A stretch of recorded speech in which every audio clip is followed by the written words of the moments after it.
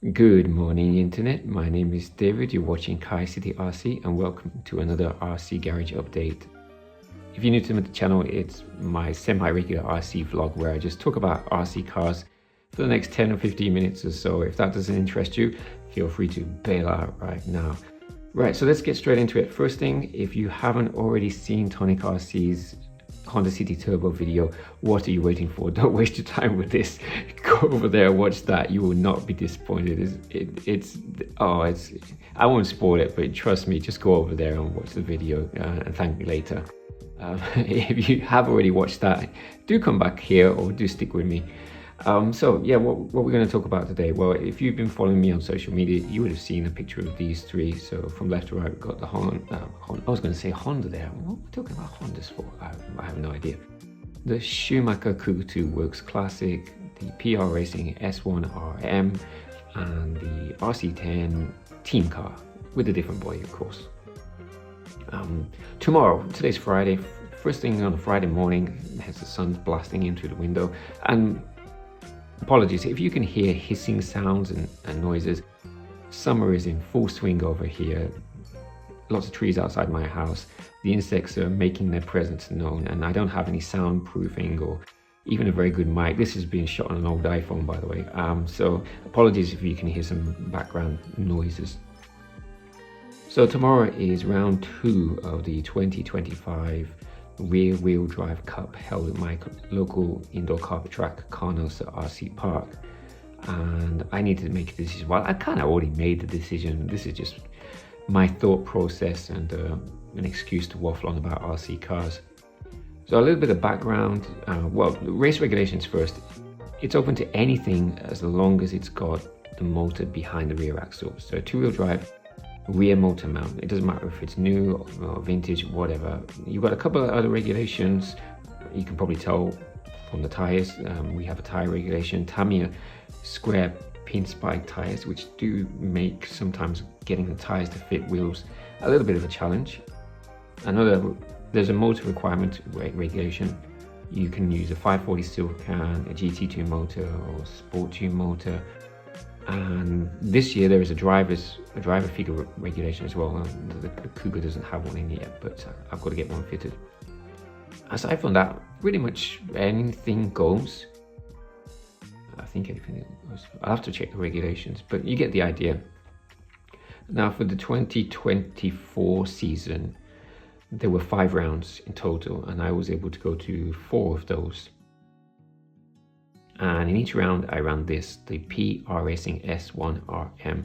If you're not familiar, just think modern day high spec racing machine with the motor at the back and a retro style body. It is, for the money, I would say probably one of the best performing, most capable rear motor mount buggies you can buy. PR Racing is a Taiwanese based company. The quality is exceptional. It is basically, for all intents and purposes, a modern day high-end racing machine, alloy chassis. It's got all the adjustability you'd ever need, slipper clutch, lots of alloy parts. It's bulletproof, it's ultra reliable, and it's a solid performer. And I managed to get 2nd place overall with this in the last season. And the styling is pretty good as well. Some people don't like it. I think it looks great. I like the retro styling. It drives well. Yeah, it just ticks all the boxes. I really enjoy running this. But for this season, as nice as this is, if you know me, you know my channel, you know I love the vintage stuff. And I figured this year, I'm going to give this a rest. And so this is currently, it's still getting used, but not for the races. So for round 1 of the 2025 season, I opted to run the RC10 team car. The RC10 team car, despite being, well, 9 or 40 years old and never designed to run on an indoor carpet track, and certainly not one like what I run on, does really well. I mean, it is very, very capable. With a few setting changes and tweaks, it is very capable. Indeed, last season, in the 2024 season, a vintage, not a re-release, a vintage RC10 won the A main on one of the rounds. So that's how capable they are. Unfortunately, you do need to make some changes and upgrades, and I didn't, and so I paid the price. When this is working, it's very, very good. The key word being working. For round one, I mean, I had a good time, and that's the important thing. For round one, almost every time I went out, the turnbuckles, the ball ends on the turnbuckles popped off. Now the racing we do, the race format is deathmatch style, Team Chongmage deathmatch styles, which means there are no marshals. And if you crash or become immobile for whatever reason, that is where you stay until the end of the race. And you need to cross the finish line to get points. And well, the entire evening I had basically this pattern going on. If none of the turnbuckles popped off, I used to cross the finish line perhaps first, second, maybe third. But invariably they did. And so what ended up happening was, I think in qualifying I didn't cross the finish line once. So I qualified right at the bottom of the pack, in the bottom of the D main. But the race regulations over here in the format means that if you win one of the lower D mains, you get promoted to the next main up. So I raced in the D main and I managed to get promoted to the C main. So I raced in the C main, and again it was a case of, if the turnbuckles didn't pop off, I usually did really well. And that was enough to get me into the B main. I don't remember exactly what happened in the B main, but I didn't win it.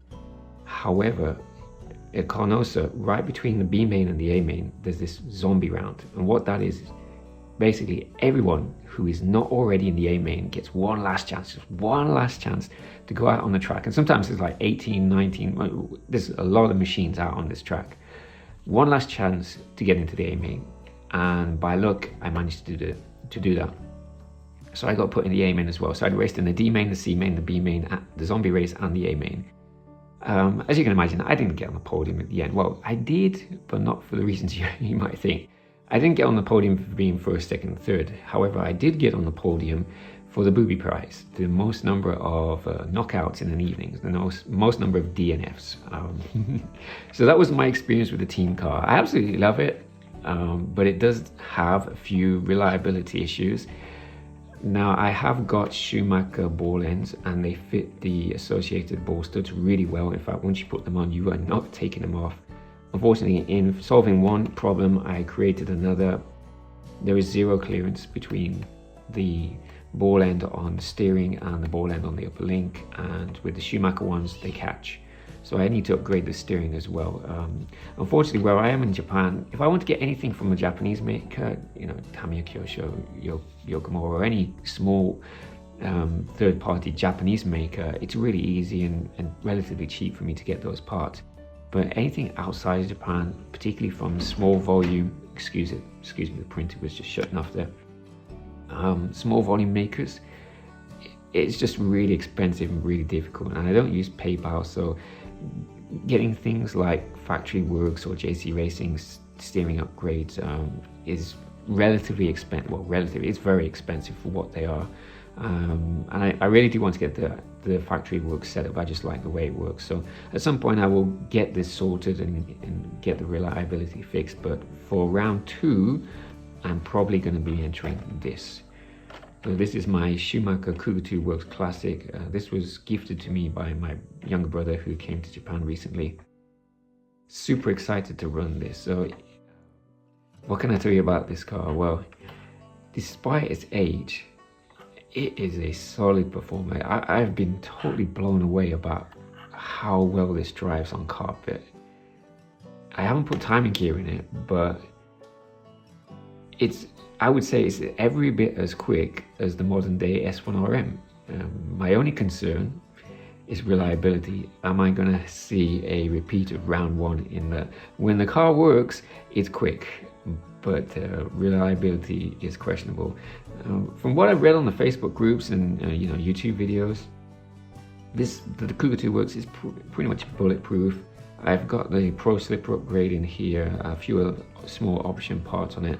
At the moment, my only real concern, I've read several people comment that the ball ends pop off, but after 1 hour plus of track use, that's yet to happen. Touch wood, it doesn't happen on the day.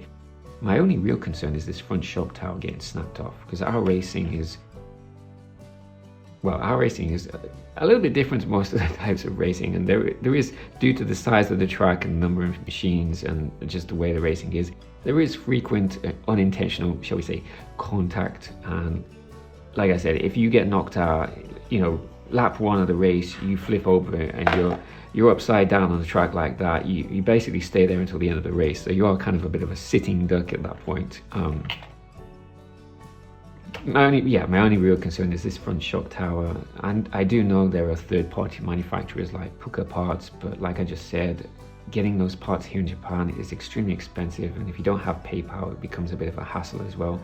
So I've got a spare stock shock tower should I break this one. I've not read anyone breaking this, but I've got a few spares lined up just in case. Fortunately, in Japan there is one model shop, literally just one in the whole of Japan, as far as I know, one model shop that deals with Schumacher vintage, the Cougars, and so on and so forth.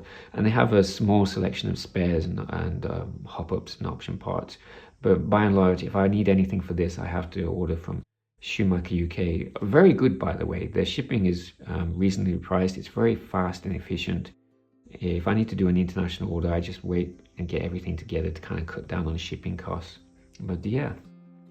And then one final little quick update. Oh, bumping the camera. You'll have to excuse me. It's, as you can probably tell, it's very early in the morning. But I wanted to get something out before the weekend. A Kyosho TOMS update. So made a few more changes. I've gone with the hard springs front and rear. The shock oil is now 400 weight to front and rear, 2-hole B pistons front and rear.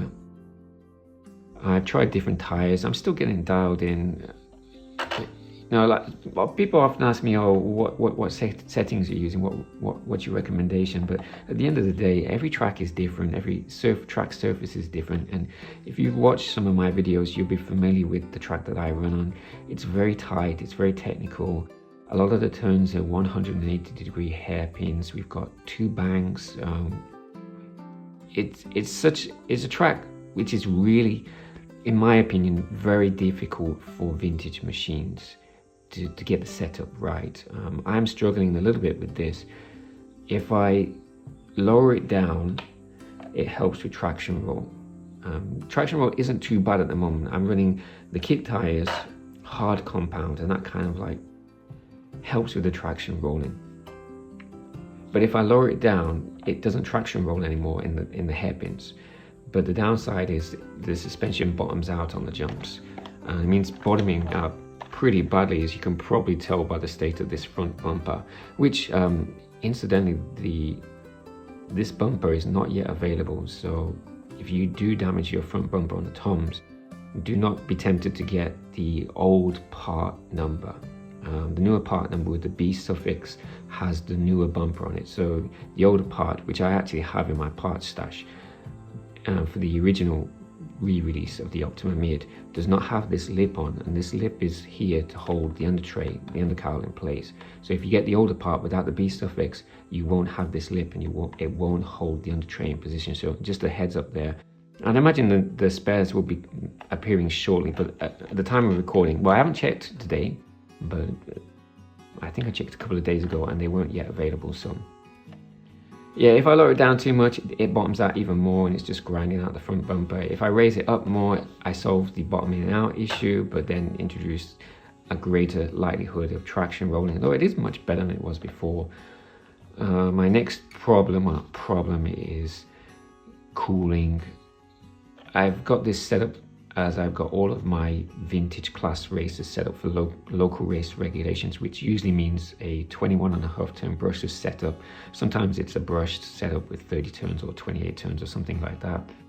But as you can imagine, this has got a tight fitting body and a tight fitting undercowl, so there is virtually no airflow over the motor. And after 10 minutes on the track, this motor was getting pretty hot. We're talking high 70 degrees Celsius. Most of the reason for that is, like I said, it's 21.5 ton motor, so you have to get pretty aggressive with the gearing. I ended up replacing the 82 tooth kit spur with an 80 tooth spur, and I've got a 30 tooth pinion, so it's pretty tall gearing. but you have to do it to get any kind of speed, and consequently the motor gets hot. I did have a small ESC cooling fan which I temporarily put in. It made a little bit of difference, but not a huge amount, so it does need a proper 30mm cooling fan on the motor, at least for my needs. But yeah, overall really pleased. I don't think I'm gonna be racing this. At the weekend I also took on my Super Dogfighter to compare to this, and this still needs some tweaking, but at the end of the day, as much as I love this, and I absolutely do, it's not got any noticeable performance benefits over my EXO carbon chassis conversion Super Dogfighter, or indeed my Works 91 or my JJ Ultima. And all of those cars have the same setup as this in terms of regulation electronics, and I also have full parts, spare parts set up for these, and I really can't justify spending a load of money stocking up on spares on this and in modifications on this to make this into a competent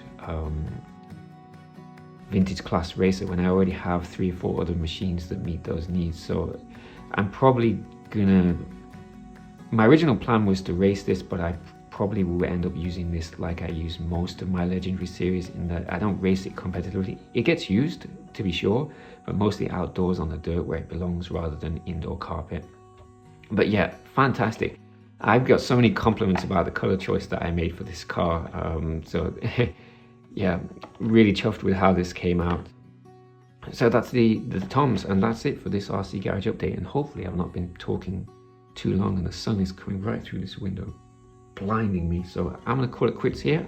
Hopefully I'll do well in the race tomorrow night. I'll put a social media post up talking about how well I did or did not do. That's it for this one. So if you haven't already done so, go and check out TONIC RC, and I'll catch you in the next one.